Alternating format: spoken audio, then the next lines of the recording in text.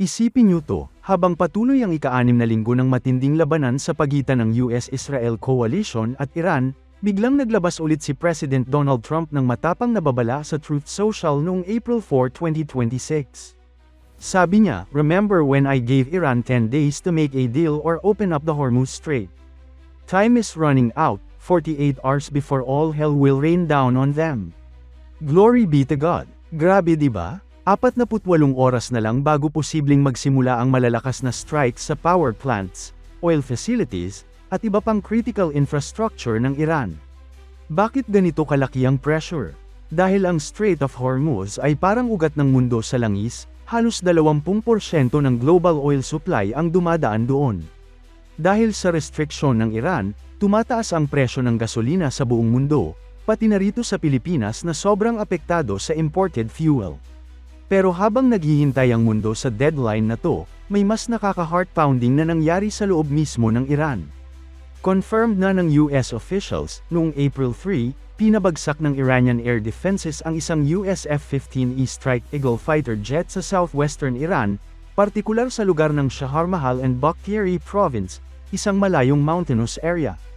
Dalawa ang crew, ang pilot at ang weapons systems officer.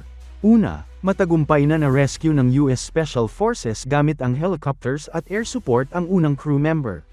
Pero ang pangalawa, ang weapons systems officer, ay nanatiling missing sa loob ng mahigit 24 na oras. Iranian state media ay nag-utos sa mga residente at besieged forces, hanapin niyo ang American pilot. May reward, at may mga ulat pa ng bounty para sa kanyang pagkuha ng buhay. Ngayon, ang pinakabagong unconfirmed development na nagpapalabas ng malaking sigh of relief, ang second pilot ay na-recover na rin ng buhay. Ayon sa maraming regional at social media reports, noong nakaraang gabi, nagkaroon ng daring rescue operation ng US Special Operations Team sa rig area ng probinsya. Pumunta sila ng malalim sa hostile territory, may mga engkwentro raw laban sa Iranian Revolutionary Guard Corps, IRGC, at besieged units. May mga kwento pa ng small arms fire, flares sa gabi, at low-flying helicopters. Sa huli, matagumpay na na-extract ang nawawalang piloto, buhay at medyo okay pa raw. Heavy casualties daw sa kalaban side sa panahon ng extraction. Grabe talaga, parang pelikula, pero ito ay totoong nangyayari sa gitna ng digmaan. Siyempre, hanggang ngayon ay unconfirmed pa ito ng Pentagon at major Western outlets. Tahimik pa rin ang official statements tungkol sa full details ng second rescue. Pero ang daming circulating videos at eyewitness accounts mula sa lugar na nagpapakita ng intense helicopter activity at possible clashes. Fog of war pa rin, pero kung totoo, ito ay malaking victory para sa US forces sa isang sobrang risky mission. Pero habang may pag-asa sa rescue operation sa Iran, biglang lumala ang sitwasyon sa ibang bahagi ng rehiyon. Latest development tonight, Iran literally pounded Kuwait with a series of attacks, at maraming fires ang nakita sa strategic sites. Ayon sa nasa firm satellite data at footage na ibinahagi ng mga lokal, ilan sa mga lugar na nasa apoy ngayon ay: Una, ang Sabia Thermal Power Plant ay nasusunog na. Ito ay isa sa mga pangunahing power at desalination facility sa Kuwait na nagbibigay ng kuryente at freshwater sa milyon-milyong residente. Pangalawa, may fire sa isang site malapit sa Gathering Center No. 7, GC7, sa Bergen Oil Field, isa sa pinakamalaking oil field sa buong mundo. Pangatlo, isa pang apoy ang naiulat malapit sa Gathering Center No. 25, GC25, sa parehong Bergen Field. Hindi pa doon natapos. May mga fires din na naiulat sa Jurassic Production Facility 1, JPF1, at JPF4 sa Sabria Oil Field. Grabe talaga ang epekto, ang mga oil gathering centers at production facilities na ito ay kritikal sa daily oil output ng Kuwait. Ang mga drone at missile attacks na ito mula sa Iran ay malinaw na retaliation sa patuloy na US-Israel airstrikes. Habang hinahanap pa rin ng US forces ang kanilang piloto sa bundok ng Iran, binuksan ni Iran ang bagong front laban sa Gulf States. Kuwait, na matagal ng ally ng US at may malaking American military presence, ay biglang naging target.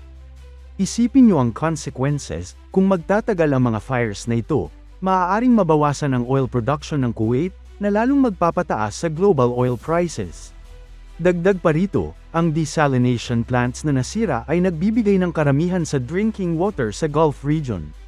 Kapag nasira ang water supply, maaaring magkaroon ng humanitarian crisis, walang tubig para sa milyon-milyong tao sa disyerto. Para sa atin sa Pilipinas, doble ang impact. Una, mas tataas ang presyo ng gasolina at diesel dito sa atin dahil sa mas mahigpit na supply ng oil mula sa Gulf. Pangalawa, kung mag-escalate pa ang attack sa ibang Gulf countries tulad ng Saudi Arabia o UAE, posibleng maging full-blown regional energy war na ito. Maraming OFWs natin ang nagtatrabaho sa Kuwait at iba pang Gulf states, sila ang direktang nasa panganib. Ang timing ay sobrang kritikal.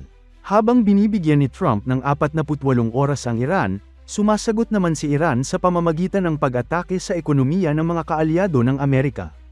Ito ay nagpapakita na handa silang i-risk ang buong rehiyon para sa kanilang survival.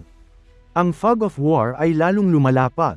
May mga conflicting reports pa rin tungkol sa exact damage at casualties sa Kuwait, pero ang satellite data at local videos ay hindi mapagkakaila. May malalaking apoy na nagliliwanag sa gabi sa mga oil at power facilities. Paano ba tayo napunta rito? Nagsimula ang malaking US-Israel campaign laban sa Iran noong February 2026, airstrike sa nuclear sites, military bases, at iba pa. Iran retaliated sa pamamagitan ng missiles, drones, at pagre-restrict sa Strait of Hormuz. Resulta, global oil prices tumaas, shipping disrupted, at maraming bansa ang nahihirapan. Si Trump, sa kanyang signature maximum pressure style, paulit-ulit na nagbigay ng deadlines. May 10-day window, extensions, back-channel talks. Pero ngayon, mukhang nauubos na ang pasensya.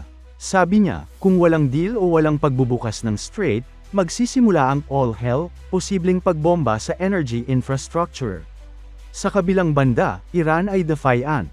Tinawag nila ang ultimatum ni Trump na helpless, nervous, unbalanced at stupid. Sinasabi nilang handa silang ipagtanggol ang kanilang teritoryo hanggang huli. Pero ang totoong drama nitong mga nakaraang araw ay ang kwento ng dalawang piloto.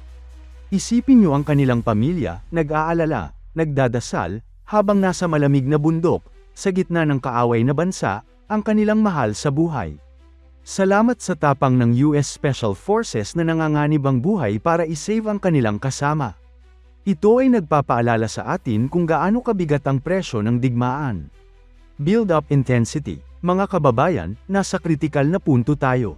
Kung mag-e-expire ang 48-hour clock na to nang walang konsesyon mula sa Iran, maaaring mag-escalate pa ang conflict, mas malalakas na strikes, mas malawak na epekto sa rehiyon. Kung may magiging deal o magbubukas ang Hormuz, posibleng bumaba ang tensyon. Pero base sa kasaysayan, mahirap magtiwala sa ganitong sitwasyon. Parehas na side ay gustong magmukhang malakas sa harap ng kanilang mga tao. Para sa atin dito sa Pilipinas, paano ito nakakaapekto? Una, presyo ng gasolina at diesel, siguradong tataas ulit kung magtatagal ang krisis. Pangalawa, ang global economy, remittances mula sa OFWs, exports, imports, lahat maaapektuhan. At pangatlo, ang posibilidad ng mas malawak na regional war na maaaring mag-pull-in pa ang ibang bansa. Hanggang ngayon, maraming conflicting reports. Ang US ay nagsasabi na malapit na nilang matapos ang core objectives. Iran naman ay nagpapakita ng determination. Isa lang ang sigurado, 2 buhay ng Amerikanong piloto ang nailigtas sa mapanganib na operasyon sa loob ng Iran. At sa loob ng susunod na 48 oras, maaaring magbago ng husto ang takbo ng buong conflict na ito. Ano sa tingin nyo? Magbibigay ba ng konsesyon ang Iran, o magiging all hell talaga? O baka may magiging back-channel deal pa? I-comment nyo sa baba kung ano ang inyong take. Stay safe lahat. Mananatili tayong updated sa mga susunod na development.